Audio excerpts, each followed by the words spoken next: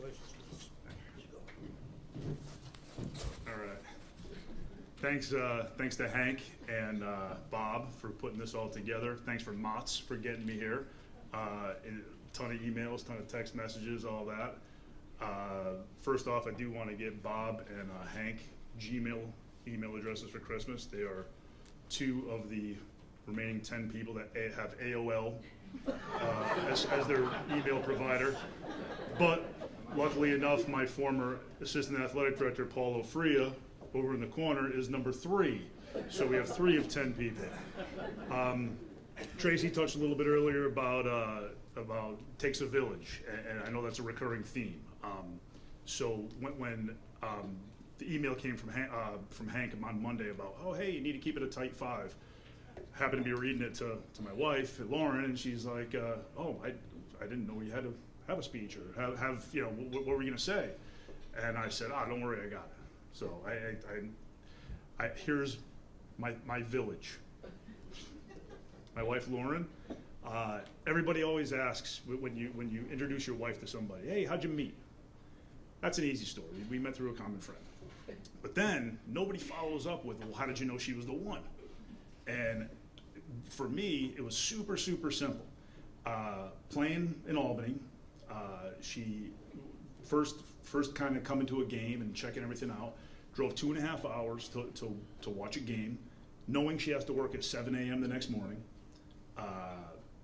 Future Hall of Famer Jerry Hassler was on the mound that night.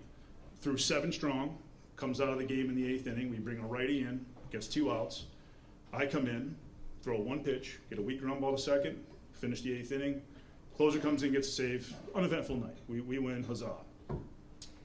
Later that night, we're out, and I've never told her this story, by the way. Never told her this story.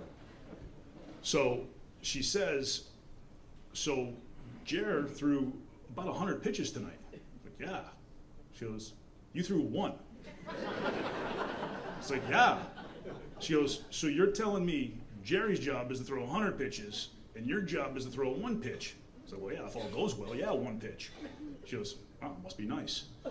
So in that, I knew she was incredibly supportive, but also wasn't going to let anything like that slide. So it was just, so it keeps me grounded. So I'm super appreciative. My village continues. Son Aiden, incredibly talented wordsmith, dungeon master extraordinaire, future English educator, as much as I try to tell him not to. I've been teaching math for 23 seasons. Infinitely easier than teaching English. Bless your soul, bringing all those papers home. For you, bud, may all your rolls be nat 20s, and don't ever lose that sauce. All right? Daughter Delana, incredibly talented dancer, budding cross-country and indoor track runner. If any of you have teenage daughters, she is giving up her homecoming evening to be here tonight. Yeah, exactly. You can take a bow, sweetie, it's okay. So, super appreciative, because I know every time her phone buzzes, it's somebody snapping a picture from HOCO, and so I appreciate that. My youngest, Fallon, incredibly talented gymnast. Big level 8 meet tomorrow in Worcester. Can't wait. Already 10 years old. Already has me searching colleges. Searching, hey, which colleges have gymnastics? Which colleges have aeronautic engineering? I was like, whoa. She's already got it figured out. If I had half her drive, I probably would have been a pretty good ball player. Absolutely. My in-laws, Kenny and Marilyn, I don't get here without them either. Marilyn always used to give me those talks that I appreciate, whether I agree with them or not. I love them.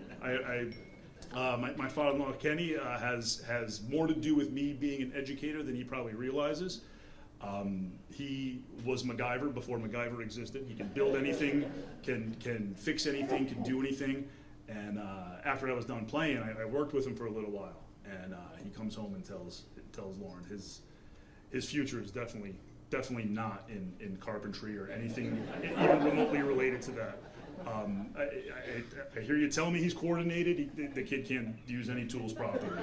It's terrible. Auntie Joan sitting right in front. I can't see her. Everybody's got that aunt that hops your kids up with sugar, lets them stay up late.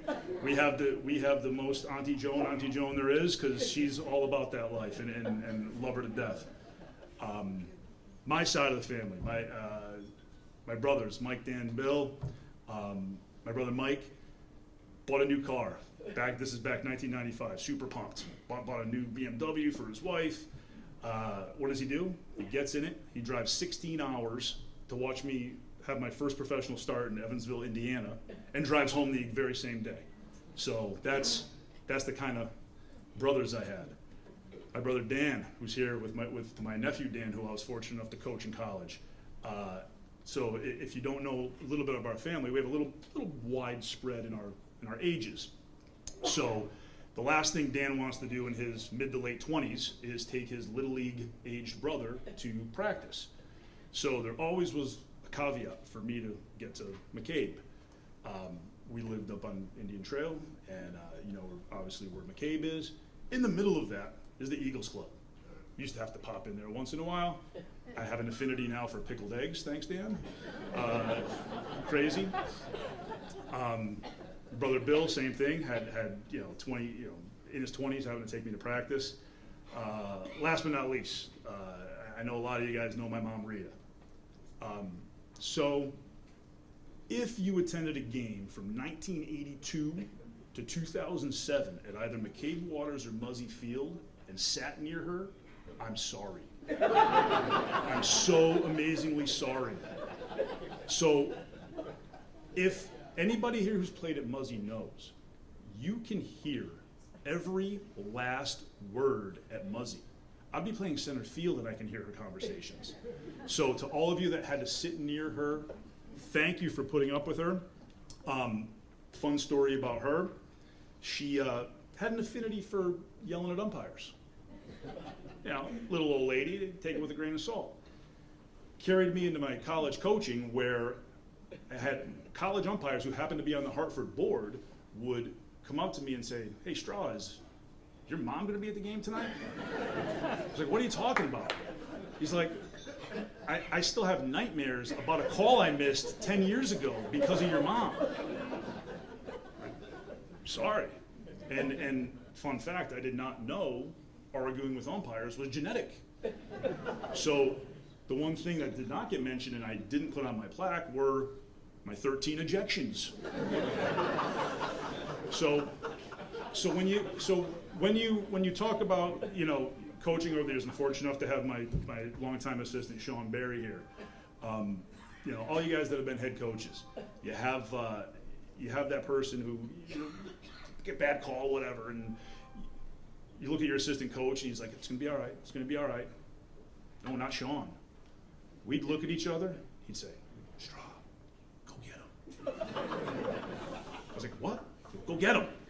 So we're onto the field. Get my ejection, call it a day.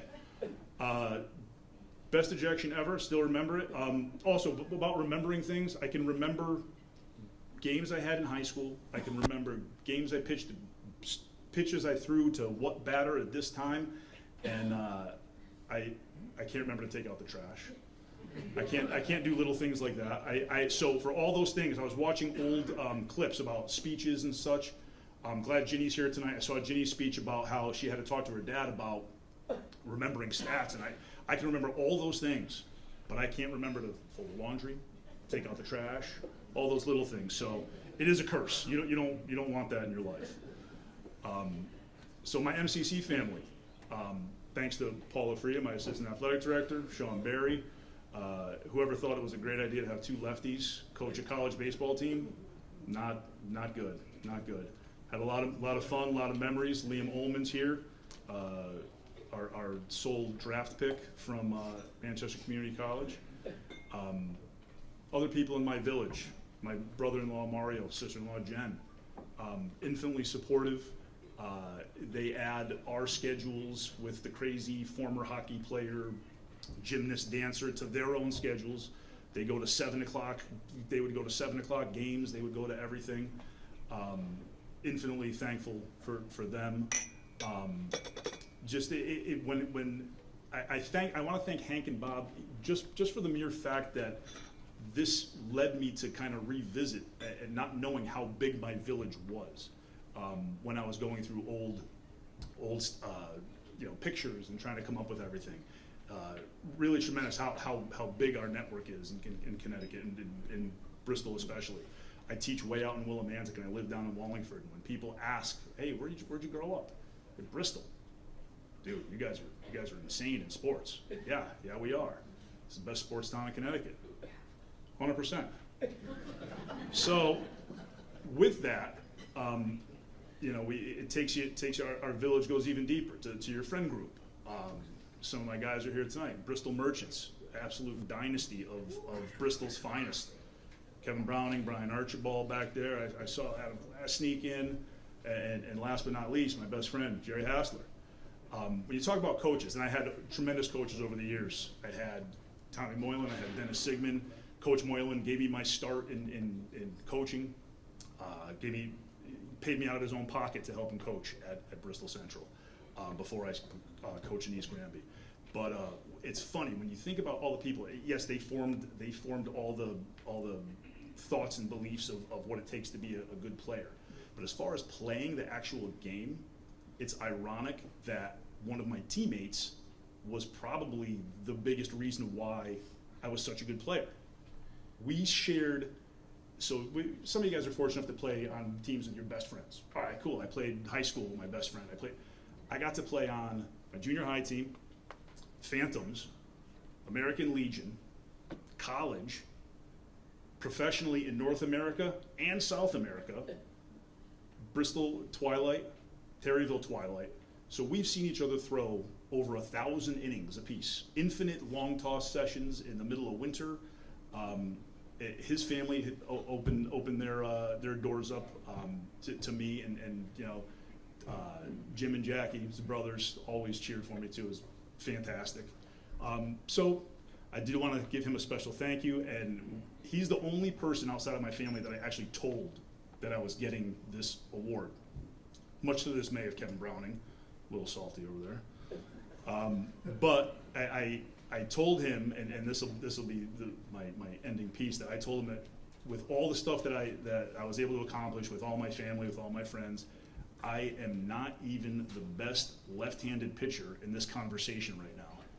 That's how good that guy is right there. He used to help me critique everything, fix everything. We do it with each other, and he was an incredible support, and I'm super thankful. But thanks again to Bob and to Hank, all the inductees, just a tremendous group of people, and I'm so fortunate to be a part of it now. Thank you.